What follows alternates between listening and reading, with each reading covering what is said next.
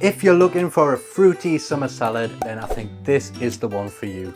I've got some grilled peaches here with burrata and prosciutto. The saltiness with the sweetness of the peaches works beautifully.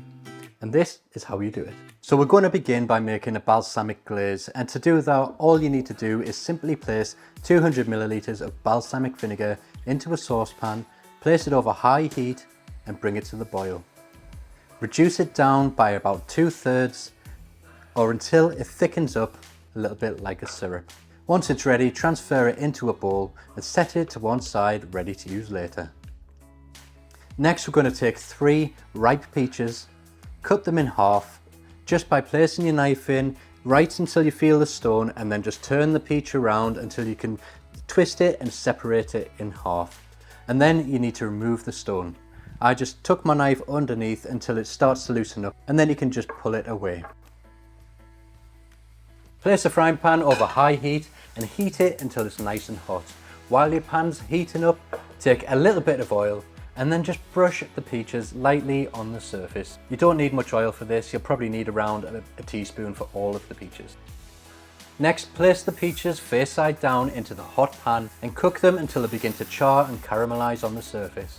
You can use a frying pan for this or a griddle pan, and then you get those beautiful black char lines all the way across, but whatever you decide is absolutely fine. Once they're charred on the surface, then just flip them over and place them into a preheated oven at 180 degrees Celsius.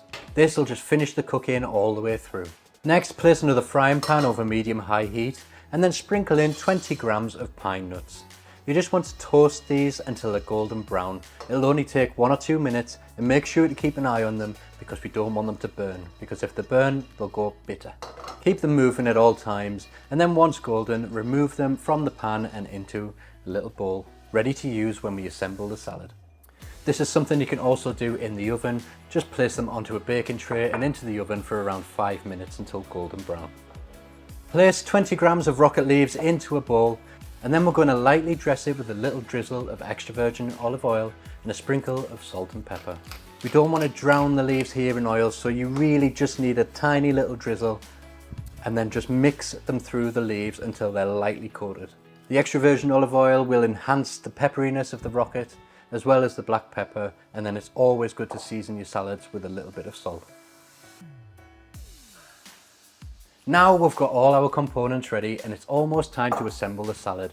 We've got the rocket, we've got our beautiful grilled peaches, then we've got some sliced prosciutto, roughly around 6 slices for this, our toasted pine nuts, our balsamic glaze, and of course our burrata. And to assemble, all I'm going to do is place the rocket leaves onto a plate or a platter and just spread them out.